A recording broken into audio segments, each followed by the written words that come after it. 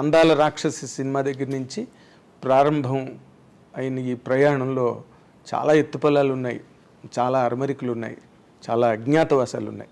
అయినప్పటికీ కూడా పట్టు వదలని మొక్కవని విశ్వాసంతో తన కెరీర్ వైపుకి ఏ విధంగానైనా పరిగెట్టే ఆ ప్రయాసలో ఎక్కడ కూడా విశ్రాంతి అన్నది తెలియని ఒక యంగ్ డైనమిక్ హీరో గురించి మనం చెప్పాలంటే అతని పేరే Naveen Chandra. Welcome. Thank you Naveen Chandra. Thank you for a good interview sir. Thank you. Yes, this is what you are exactly. ఎందుకంటే థ్యాంక్ యూ సార్. నీ అజ్ఞాతవాసాలు, నీ అరమరికలు, నీ ఎత్తుపల్లాలు, వీటన్నిటి మధ్యలోంచి అసలు నేను ఎప్పుడూ అనుకుంటూ ఉంటాను అనమాట, ఇంత ప్రయాస నిజంగా అంటే ఆర్టిస్ట్ అన్నవాడికి ఉంటుందేమో అనిపిస్తుంటుంది నాకు అప్పుడప్పుడు. అసలు what is your experience right from the day one after అందాల రాక్షసి? Sir, I'm just a small town boy sir, who is grown సినిమాలు చూసి, సినిమాలు పెరిగి, సినిమాలు ఫెస్టివల్ లాగా సెలబ్రేట్ చేసి, ఫస్ట్ టికెట్ ఫస్ట్ బాక్స్ థియేటర్కి తీసుకెళ్ళి, పొటేళ్ళు కోసేటప్పుడు పాలాభిషేకాలు అన్నీ చూసి చిన్నప్పటి నుంచి అక్కడ పెరిగిన వాతావరణం సార్ బళ్ళారి. ఓకే, అక్కడి నుంచి నా కంప్లీట్ సినిమా వాతావరణం. అండ్ ప్రత్యేకంగా అంటే సార్, నాకు నా దైవం మా అమ్మగారు. సినిమా అంటే పిచ్చి. ఓకే, సినిమా అంటే అన్ని సినిమాలు, అంటే ఈ particular hero she's fan of senior NTR garu. అయితే నేను మదర్ టంగ్ సినిమా అనమాట. Mother tongue cinema sir. లేదు, ఆవిడ వల్ల అప్పుడు బ్లాక్ అండ్ వైట్ ఫిల్మ్స్ ఎక్కువ వచ్చేవి సార్ టెలివిజన్లో. అవును, చిత్రహారు ఎప్పుడో చిన్నప్పుడు. So she's to watch a lot. And నేను ఆవిడతో కూర్చొని చూసేవాడిని. ఎక్కడో like she wanted to become an actress అనుకుంటా, తెలీదు. She didn't tell me. చెప్పలేదు. నువ్వు అడగలేదు? నేను అడగలేదు. ఓకే, బట్ తెలియదు సార్ నాకు. అక్కడి నుంచి స్టార్ట్ అయింది సార్. నేను I was dance teacher in my place. 7 dance institutes ఉండేవి. అండ్ స్కూల్స్కి యాన్యువల్ డే ఫంక్షన్స్, ఈవెంట్స్, పెళ్ళిళ్ళు, గణేష్ ఫెస్టివల్స్, ఇవన్నిటికీ నేను డ్యాన్స్ పర్ఫామ్ చేసి ఐ టు ఎర్న్ మనీ.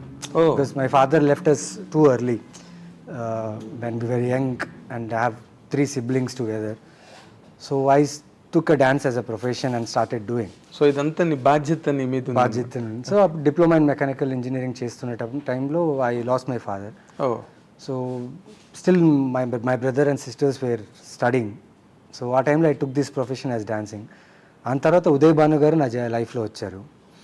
ఆవిడ బళ్ళారికి ఒక డ్యాన్స్ ఈవెంట్ కాంపిటీషన్ జరిగాడు, దానికి గెస్ట్గా వచ్చినప్పుడు ఆవిడని చూడడానికి బళ్ళారంతా ఒకటైపోయింది అనమాట. చాలామంది, ఆల్మోస్ట్ అక్కడ కెపాసిటీ ఓన్లీ 1000 సీట్స్ కెపాసిటీ.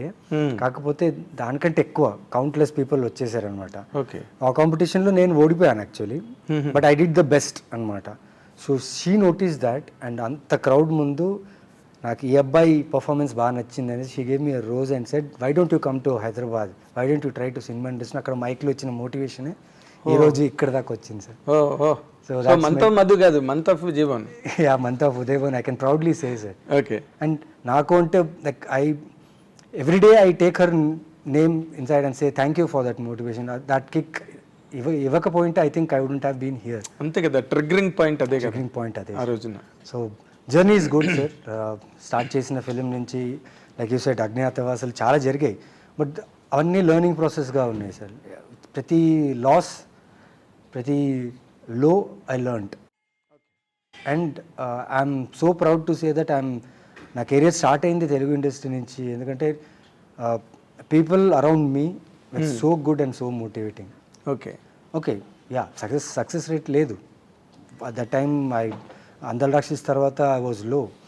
నాకు మంచి సినిమాలు రాలేదు, అవగాహన లేదు. I don't know about shooting, ఎలా షూట్ చేస్తారు, కెమెరా ఏంటి, లెన్స్ ఏంటి, ఏం తెలియదు సార్ నాకు. అందాల రాక్షసి వచ్చేటప్పటికి ఓకే ఇలా ఉంటుంది. Because Hanu Raghavapudi was like, ఆయన ఒక యూనివర్సిటీలా ఉండే.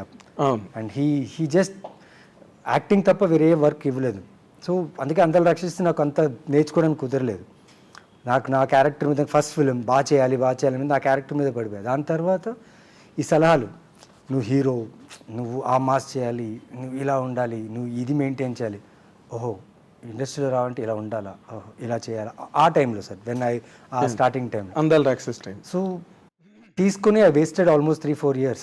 ఓకే, మంచి కథ వస్తుంది, మంచి కథ, ఏ కథ వచ్చినా ఇందులో ఆ ప్రాబ్లం ఉంది, ఇది వద్దు అని చెప్పి అదే మన వాళ్ళ కోడిగుడ్డు మీద ఏకలు పీకారు పీకేలాగా. అట్లా. అట్లా సో అలా ఏమైపోయిందంటే చాలా పెద్ద గ్యాప్ వచ్చేసింది. దాని తర్వాత వర్క్ లేదు, ఏం చేయాలో అర్థం కాలేదు. లైక్ ఇంట్లో ఆన్సర్ చేయాలా, ఇంట్లో ఇప్పుడు దాకా ఇంట్లో ఎప్పుడు ప్రాబ్లం చేయలేదు sir. They were very supportive. Okay. So అదొక్క ధైర్యం ఉంది. బట్ నువ్వు కొన్నాళ్ళు డాన్సులు చేసి ఈ హౌస్ అంతా చూసుకున్నావు కదా. అప్పుడు మానేసి సినిమాల్లోకి వచ్చావు. ఇక్కడ వచ్చి హైదరాబాద్కి వచ్చి ఇక్కడ కూడా డాన్స్ నేర్పించామండి సంగీత్కి. ఈ మ్యారేజెస్ సంగీత్స్ ఉంటాయి కదా సార్, అవును. ఈ సంగీత్ క్లాసెస్కి ప్లస్ ఇక్కడ YMCA సికింద్రాబాద్లో అక్కడ కూడా డ్యాన్స్ ట్రైనింగ్ ఇచ్చేవాడిని సార్. ఓకే. సో ఆ టైంలో I used to see Pavan Kalyan garu, గెవిన్ జిమ్ అని ఒకటి ఉండేది సార్ అక్కడ. పవన్ కళ్యాణ్ గారు వచ్చేవారు, ప్రభాస్ గారు వచ్చేవారు, ఉదయ్ కిరణ్ గారు, వీళ్ళందరూ అక్కడ వచ్చి ట్రైనింగ్. అంటే అప్పుడు ఆ టైంలో ద మోస్ట్ హ్యాపెనింగ్ జిమ్ అనమాట. Okay. So that's how I got in to the root of cinema. అక్కడి నుంచి రామానంద్ గారు అని చెప్పి తేజ గారి దగ్గర కాస్టింగ్ డైరెక్టర్ ఉన్నారు. అవును, తెలుసు.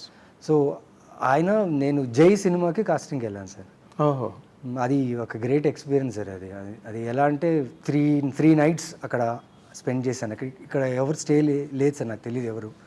అప్పుడు న్యూస్ పేపర్లో ఇచ్చారు సార్ ఆడిషన్స్ అప్పుడు. ఓకే. సో ఆ న్యూస్ పేపర్లో ఆడిషన్ పేపర్ కటింగ్ చేసుకుని అక్కడి నుంచి వచ్చి ఐ వెయిటెడ్. దెన్ అక్కడ వెళ్ళి ఆడిషన్ ఇచ్చాను. దెన్ రామానంద్ గారు ఏం చెప్పారంటే, కష్టం రా, ఫుల్ అయిపోయింది నీకు, you look good, you look talented. ఎందుకంటే నీకేం వచ్చని అడిగారు సార్. డాన్సే చేసి చూపించాను సార్. అదేలే, నీకు వచ్చింది అదే కదా. మ్యూజిక్ లేదు, ఏం లేదు, వితౌట్ మ్యూజిక్ డాన్స్ చేసి చూపించాను సార్. సరే, నా ఇన్స్టిట్యూట్ ఉంది, యాక్టింగ్ ఇన్స్టిట్యూట్, అక్కడ వచ్చి you come there and dance టీచర్గా జాయిన్ అయిపో, నీకు శాలరీ కూడా ఇస్తాను, అట్ ద సేమ్ టైం అక్కడ డాన్స్ కూడా నేర్చుకో అన్నారు, యాక్టింగ్ కూడా నేర్చుకో అన్నారు. I got some route. Okay. అప్పుడు Teja garu like he was welcoming all this newcomers, new technicians అందరూ. సో అక్కడి నుంచి ఐ స్టార్టెడ్ మై కెరియర్. అట్లా వెళ్తూ దెన్ అనురాఘవపుడి గారు లైక్ ఆర్కుట్ అనే, అప్పుడు ఆర్కుట్ ఉండేది సార్. అవును. ఆర్కుట్ నుంచి ఒక ఇమేజ్ చూసి ఈ అబ్బాయి నాకు కావాలంటే అక్కడి నుంచి వచ్చి అందరిలాక్షి స్టార్ట్ అయ్యి I reach till month of Madhu. Okay. ఎప్పుడంటే ఇందాక నువ్వు అన్నట్టుగా సినిమాకి ఎలాంటి కథలు వచ్చినా సరే, ఇందులో ఇది బాగోలేదు, ఇందులో ఇది బాగోలేదు అని అలాగా వదులుకుంటూ వచ్చిన దాంట్లో were there any great disappointments? అంటే నువ్వు వదులుకున్న స్క్రిప్ట్ ఇంకోళ్ళు చేయడము? లేదు సార్, డిసప్పాయింట్మెంట్ కంటే ఆ టైంలో నాకు బాగా అనిపించింది. తర్వాత I realised people started forgetting you, you are not seen more. Yes. 3-4 years దాకా ఇయర్లీ ఒక సినిమా, ఆ సినిమా కూడా ఫినిష్ అయిన తర్వాత రిలీజ్కి థియేటర్స్ దొరక్క, లేకపోతే రిలీజ్ ప్రాబ్లం అయ్యి టీజర్ లాంచ్ అయిపోతాయి, పోస్టర్లు లాంచ్ అయిపోతాయి, కాకపోతే సినిమా రిలీజ్ అయ్యేది కాదు. సో డిప్రెషన్ అని చెప్పండి సార్. కాకపోతే నాకు తెలిసి ఇంకోటి ఏదో చేయాలి నేను. I think I should learn more, I should know more about missing something అనేసి. Then I started taking roles. I want to be in cinema అంటే start working, don't fix for one thing. Either you are getting a good story, okay, లేదంటే be a part of a good story. So I started being a part of good story. Then good stories came to me. I did Bhanumathi Ramakrishna, super over, పరంపర, అమ్ము, ఇలాంటి films, plus Aravinda Sametha Veeraraghava వచ్చింది, ఎవరు. So these all films give me new learning, how మంచి ఇమేజ్ని కూడా, ఐడెంటిటీని కూడా ఇచ్చి people started recognising my work. ఇందాక నీ డెసిషన్ కరెక్ట్. అంటే good stories coming to you instead being a part of a good stories also. That also adds a score to the career. Yeah, sir. Now people started liking my work. They are liking my work. They are appreciating me. If I go out somewhere, usually నేను ఎక్కువ బయట వెళ్ళను sir, because most of the time I'm on sets only, షూటింగ్స్లోనే ఉంటా. ఇప్పుడు ఈ promotion లేకపోతే ఈ షూటింగ్ ట్రావెల్ ఉన్నప్పుడు ఐ మీట్ పీపుల్. సో నా క్యారెక్టర్ పేరు చెప్తారు, నేను చేసిన సినిమాల క్యారెక్టర్, ఆ క్యారెక్టర్ బాగా చేశారు, ఆ పేరు బాలరెడ్డి క్యారెక్టర్ బాగా చేశారు, సిద్ధార్థ్ వర్మ క్యారెక్టర్ బాగా చేశారు, సూర్య క్యారెక్టర్ బాగా. సో అనిపించింది okay, I'm in a right. అంటే నీకేం క్వార్టరీలు సెట్ అవ్వలేదా ఇన్నాళ్ళలో? సెట్ అవ్వలేదని కాదు సార్, తెలీదు సార్, తెలీదు. అంటే కొంచెం ఆ మాత్రం అలాగా ఇమేజ్ వచ్చి చిన్న గుర్తింపు రాగానే ఒక క్వార్టరీ సెట్ అవుతుంది. నేను దొరకలేదు సార్ ఎక్కడ. ఎందుకంటే ఆ 4 years of life which taught me, ఏదైతే 4 years నాకు ఆ సలహాలు ఇచ్చారు కదండి చాలామంది, ఆ సలహాలు తర్వాత ఇవ్వడం స్టార్ట్ చేశారు. నాకు ఆల్రెడీ ముందు తెలుసు. సో అందుకే started avoiding them. Avoiding them. And ఎవరు, who is the main culprit there behind you, who spoiled all your prospects? అంటే I will not mention one sir, but since I don't know this field, నాకు ఈ field తెలియదు నువ్వే కాబట్టి main culprit? నేనే కల్పరేట్ అండి. నేను నమ్మేశాను, వాళ్ళు చెప్పిన మాటలని నమ్మాను, వాళ్ళు చెప్పిందంతా విన్నాను. వినేసి I started behaving like that. That means వాళ్ళు చెప్పడం చెప్తారు, but I took it so personally and I spoiled my You believed it. I believed it, and later I realized it. Then I kept it away, and now I'm doing my best to be a part of good films. అంటే ఇప్పుడు వాళ్ళు ఆ వందిమాగదులందరూ ఇంకా నీ పక్కనే ఉన్నారా? మా miss avoid చేసేవా? Avoid చేసాను, అవాయిడ్ చేసాను. Very good, very good. So అక్కడి నుంచి బిజీ అయినట్టున్నాను. అదే అక్కడి నుంచి నాకు రెస్పెక్ట్ దొరకడం స్టార్ట్ అయింది సార్. ఎలా? మంచి నటుడు అని చెప్పి. ఎందుకంటే దాని తర్వాత నేను అరవింద్ సమేత చేయడం జరిగింది సార్. అవన్నీ అయిన తర్వాత అరవింద్ సమేత వీరరాఘవ చేసిన తర్వాత తెలియదు సార్, ఒకరోజు ఐ వాజ్ సైలెంట్ అయిపోయాను నేను. This is what you wanted. I want to be busy, I want to be a part of good films. You want to be in reckoning. Yeah sir. So that is happening. So now I'm constrained to my work. I'll do and continuing the work. Continuing the works. Okay. ఇప్పుడు మీ family అంతా హ్యాపీగానే ఉన్నారా? Yeah sir, happy. అంటే నీ బాధ్యతలు ఏమైనా పూర్తి చేసావా? ఇంకా స్టిల్ వెయింగ్, ఇంకా కాడి మోస్తున్నావా? బాధ్యతలు ఫినిష్ అయిపోతే సార్ ఇంకా ఎదగలేను సార్. బాధ్యతలు ఉండాలి సార్. ఓ, రెస్పాన్సిబిలిటీ ఉంటేనే beautiful statement, beautiful. We will go forward to achieve anything. Exactly. ఆ వెయిట్ ఉన్నప్పుడే లైఫ్కి ఒక సింక్ ఉంటుంది. అవును సార్, ఒక ఫ్రీక్వెన్సీ ఉంటుంది. Yeah sir. అండ్ అది తేలిపోతుంది లైఫ్.